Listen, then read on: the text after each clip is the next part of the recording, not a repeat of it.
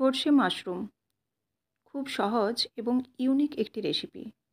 যারা মাশরুম প্রেমী তাদের জন্য এই সর্ষে মাশরুম রেসিপিটি অসাধারণ লাগবে। আপনারা প্রথম থেকে শেষ পর্যন্ত দেখতে থাকুন। খুবই সুস্বাদু, যেটা লুচি, রুটি, ভাত, পরোটা সমস্ত কিছুর সাথেই খেতে পারবেন। অসাধারণ একটি রেসিপি এবং একটু অন্যরকমভাবে বানানো। তো আপনারা অবশ্যই ভালো লাগলে সাবস্ক্রাইব করে বেল বাটনটি প্রেস করে দেবেন। তো চলুন আপনাদের সাথে মাশরুমের রেসিপি শুরু করা যাক। নমস্কার বন্ধুরা, মিক্স ফিউশন সোমার পাকশালায় আপনাদের সবাইকে স্বাগত। মাশরুমের রেসিপি বানানোর জন্য এখানে আমি ফ্রেশ মাশরুম নিয়ে নিয়েছি। এই মাশরুমটা শীতকালে কিন্তু খুবই পাওয়া যায়। তো এই মাশরুমটা দেখুন একেবারে ফ্রেশ। এখানে আমি 2 প্যাকেট মাশরুম নিয়েছি। মোটামুটি এখানে 200 গ্রামের মতো মাশরুম আছে। এই মাশরুমটা এবার ছোট ছোট করে টুকরো করে কেটে নেব।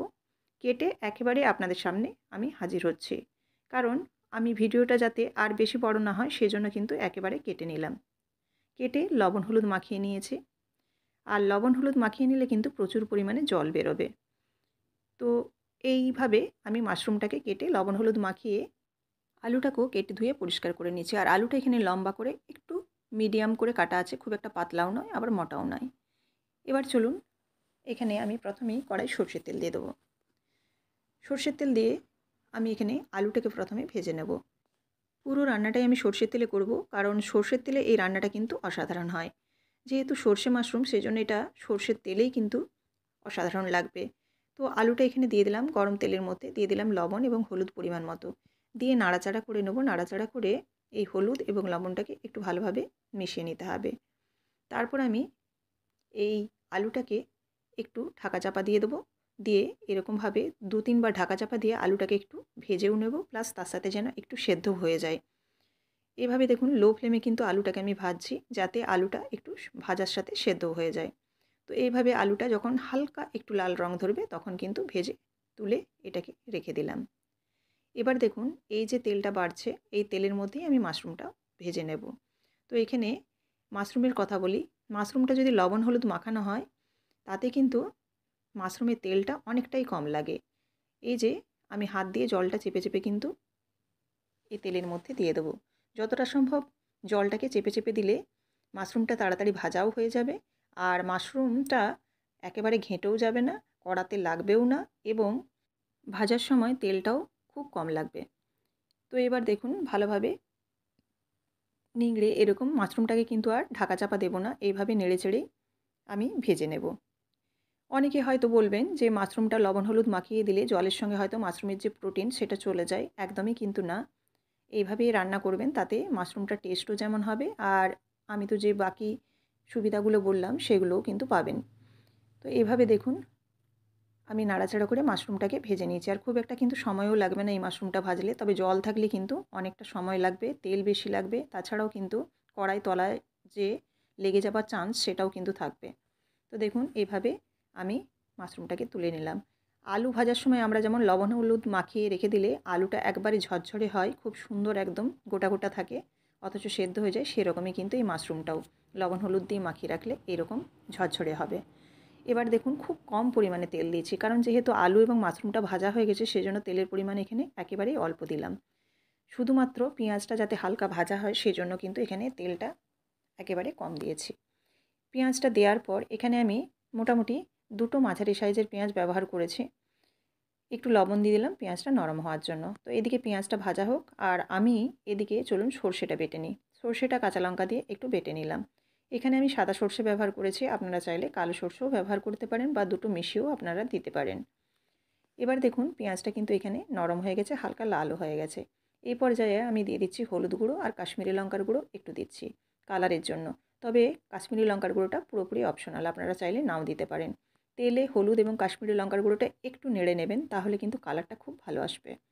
এবার আমি বেটে রাখা সরষে আর কাঁচা লঙ্কাটা দিয়ে দিলাম।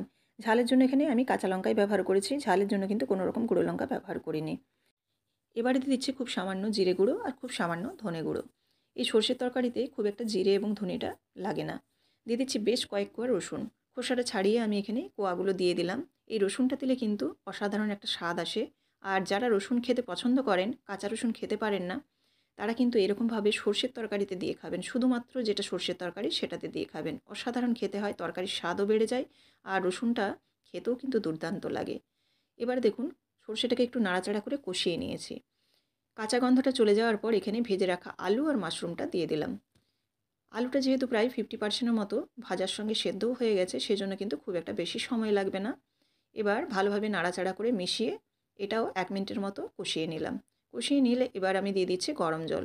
গরম জলটা দিলে খুব তাড়াতাড়ি কিন্তু রান্নাটা হয়ে যায়, সেজন্য এখানে আমি গরম জলই ব্যবহার করলাম।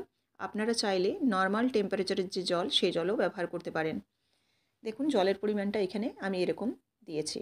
তো আপনারা যদি একটু পাতলা খেতে চান আরও ঝোল, তাহলে জলের পরিমাণটা বাড়াবেন, আর খুব যদি শুকনো শুকনো খান তাহলে কিন্তু জলের পরিমাণটা একটু কমিয়ে দেবেন। আমি এখানে গ্রেভি গ্রেভি রাখবো, সেই কারণে এই পরিমাণে জলটা দিয়েছি। এবার দুটো চেরা কাঁচা লঙ্কা দিয়ে একটু নাড়াচাড়া করে নিচ্ছি আর ফুটে যাওয়ার জন্য অপেক্ষা করছি। খুব ভালোভাবে দেখুন ফুটে গেছে। এবার কিন্তু এই গ্রেভিটা একটু ঘন করে নিতে হবে। আর আলুটা যেহেতু ম্যাক্সিমাম সেদ্ধই হয়ে আছে, সেহেতু সেদ্ধ হতে কিন্তু আর খুব একটা বেশি সময় লাগবে না। দেখুন এরকম গ্রেভি গ্রেভি অবস্থায় আমি কিন্তু নামিয়ে দেব। তবে তার আগে আমি নামাবার আগে একটু কাঁচা সর্ষের তেল দেবো, 1/2 চামচের মতো, খুবই সামান্য। আপনারা চাইলে এটা দিতেও পারেন, নাও দিতে পারেন। তবে সর্ষের তরকারিতে যদি শেষের দিকে খুব সামান্য সর্ষের তেল দেওয়া যায় তাহলে কিন্তু গন্ধটা খুব ভালো হয়। তো এবার নাড়াচাড়া করে মিশিয়ে নিচ্ছি আর গ্যাসের ফ্লেমটা অফ করে দিচ্ছি। এই অবস্থায় আমি নামিয়ে নেব এই গ্রেভি। আপনারা যদি শুকনো করতে চান শুকনোও করতে পারেন। তবে এই অবস্থায় নামালেও আর একটু এই গ্রেভিটা টানবে, কারণ আলু যেহেতু আছে এর সাথে, সেজন্য কিন্তু একদম পারফেক্ট হবে। এবার দেখুন এই যে ঠান্ডা হয়ে যাওয়ার পর এরকম হয়েছে। চলুন প্রত্যেক দিনের মতো সার্ভিং বলে রেডি করে আপনাদের পরিবেশন করছি। তো রেসিপিটি কত সহজ এবং কতটা সুন্দর, কতটা সুস্বাদু দেখেই বুঝতে পারছেন। ভীষণই খেতে ভালো হয়। তো অবশ্যই আপনারা এরকম মাশরুমের দিনে মাশরুম এলে অবশ্যই ট্রাই করবেন। রেসিপিটি যদি ভালো লেগে থাকে অবশ্যই লাইক, কমেন্ট এবং শেয়ার করবেন। আর এরকমই প্রত্যেকদিন বিভিন্ন ধরনের রেসিপি পাওয়ার জন্য অবশ্যই চ্যানেলটিকে সাবস্ক্রাইব করে বেল বাটনটি প্রেস করে দেবেন। ফেসবুক থেকে দেখে থাকলে পেজটিকে ফলো করে দেওয়ার অনুরোধ রইল। আবারও দেখা হচ্ছে আগামীকাল নতুন কোনো রেসিপির সাথে। ধন্যবাদ।